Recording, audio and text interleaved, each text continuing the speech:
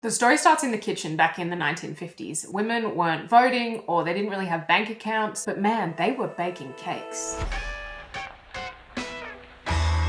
That year, Betty Crocker had come up with a genius new product called instant cake mix. All women had to do was take the cake mix, add water, and then bake it. Betty Crocker launched it to the market thinking they had cooked. But crickets. The instant cake mix was a flop. It didn't make sense. The cakes were delicious, convenient, quick. They should be smashing it. So what was going on here? They hired a team of psychologists to investigate. And what they found was pretty weird. The housewives didn't want to use the instant cake mix because it was too easy. There wasn't enough work involved for them to get any emotional benefit from baking the cake. In fact, the lack of effort required from them made them feel like they were cheating. They relaunched the product with the slogan, add an egg. And all of a sudden, sales skyrocketed and instant cake mix was born. It turns out that the extra work of adding an egg gave people a sense of ownership over the final product. With one little crack, one big change took place. They went from feeling like they were cheating to feeling proud. 60 years later, a bunch of researchers wrote a paper called When Labor Leads to Love. And finally, this phenomenon had a name, the Ikea Effect. Obviously named after the Swedish furniture company where you buy the items flat packed and then take them home and argue with your partner about how to put them together. The Ikea Effect is a psychological bias where people place higher value on things that they helped create. The researchers found that when we put effort into something, that thing stops being a thing and starts being part of us. Meaning the more effort we put into something, the more emotionally invested we are in that thing. And when you're more emotionally invested in something, you're more loyal, protective, and obsessive about that thing. Take Crocs, for example.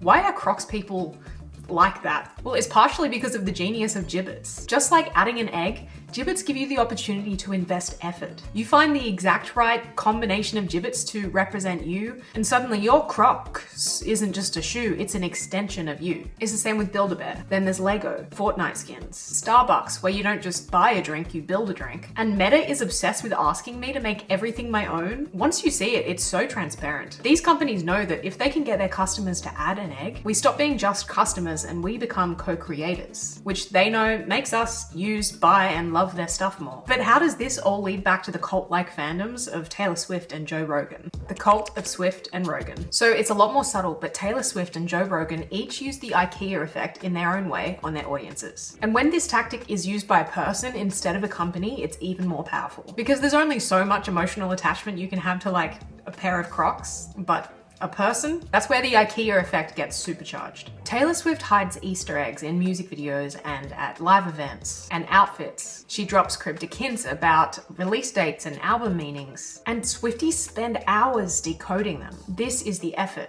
And that effort breeds ownership. It leaves Swifties with the feeling that it's not just Taylor Swift's era, it's our era. It's not just a Taylor Swift show, it's a bracelet swapping ritual for all of us. Swifties don't feel like an audience. Because of the Ikea effect, they feel like co-creators of a world that they helped build. Joe Rogan uses it a little bit differently, but the outcome is the same. If you've ever listened to a Joe Rogan podcast, you know that his episodes are like 3 hours long. And after that much time, you stop feeling like a viewer or a listener and you start feeling like a participant. You start to feel like a researcher. And when Rogan says to a guest, a lot of people are asking for you, this tells the audience that you co-created this outcome. Now you're not just a fan of Joe Rogan, you're a fan of your version of Joe Rogan, the one that you helped build. Again, that's ownership, which leads to obsession. Now compare that to fan bases like Frank Ocean or Lorde or Sia. They still have loyal fans, but it's a relationship built on distance and mystique. It's reverence, it's pedestal. You admire them from afar, and that's totally fine if you want that. It's passionate, but it's not cult-like. When someone uses the Ikea effect,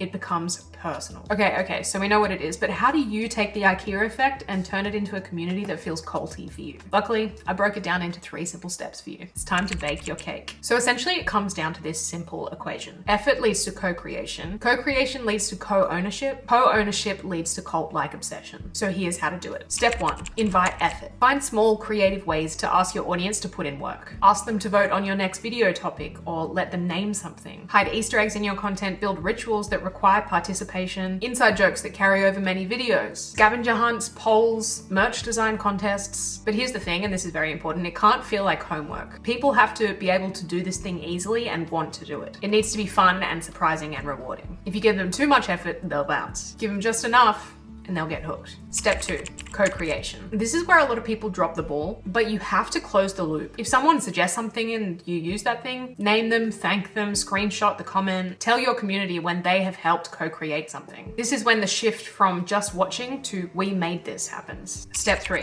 signal co-ownership. They've put in effort, you've co-created with them. Now remind your audience that this is something that you're doing together. Give them tools to share it, talk about their role in it. Cement the idea that this is a community brand, and if you can do that, it will lead to a cult-like obsession with your followers. Okay, bye.